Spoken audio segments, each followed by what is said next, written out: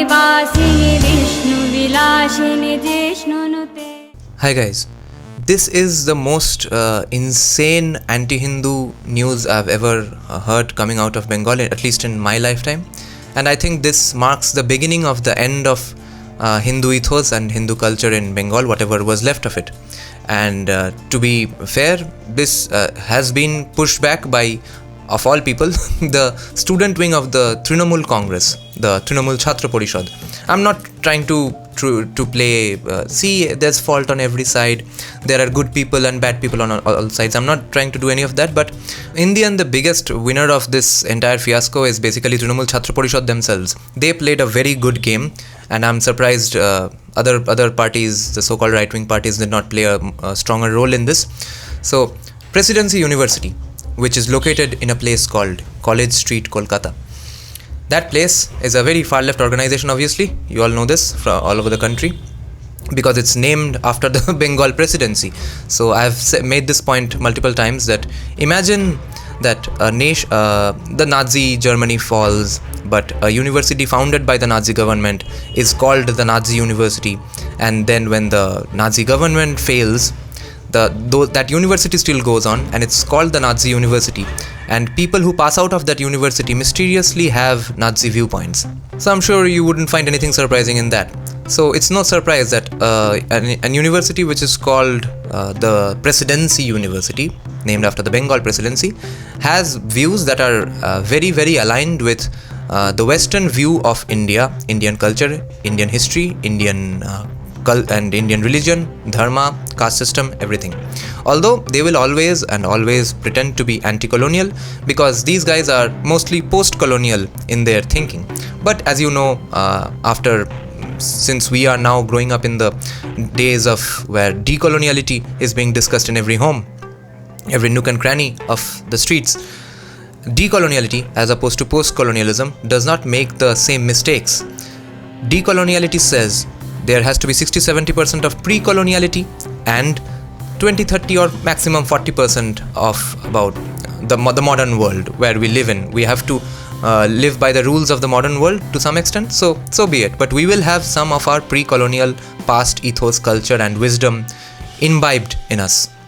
But post-colonialism says, okay, colonialism was bad, but we are never going to get into what was the pre-colonial past, and we are going to conjure up a blank slate, a fresh start of new ethos, new culture, new ideas. Everything before colonialism was bad for no reason, but colonialism was also bad. I don't know how can you make that claim. If colonialism was bad, why was it bad if the thing coming before the colonialism was also bad? Then you should be happy about colonialism, which they are in fact, but they will never say it. But anyway, that Bengal presidency, this time Trinamool played a very nice game. I don't know if that Presidency University always did this or did not do this or not, but this time Trinamool Chhatra Parishad decided that they are going to do a Saraswati Puja inside the campus, inside the walls. And I never had a Saraswati Puja in my school because it was a school founded by Brahmo Samaj.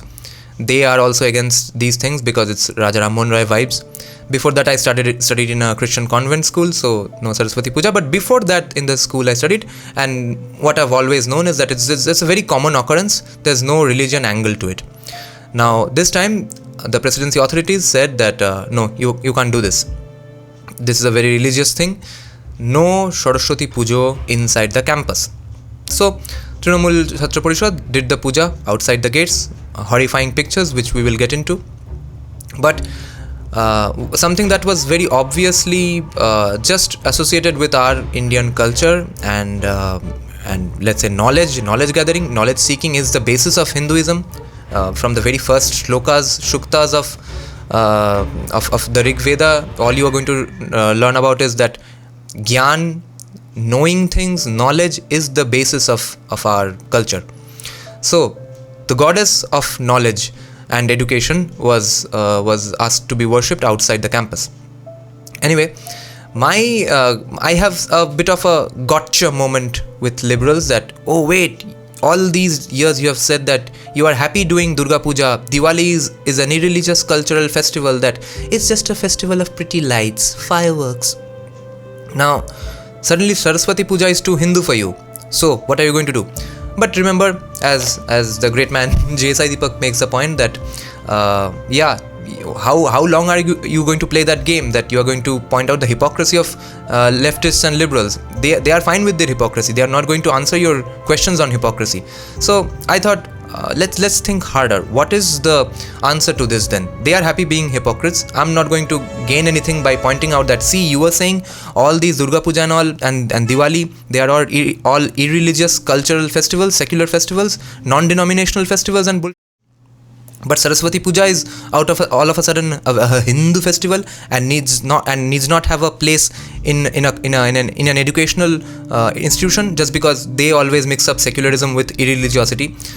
So I'm saying Saraswati Puja needs to happen regardless of what state, what institution you are, because she is the goddess of this land who imbibes the ethos of learning and knowledge seeking.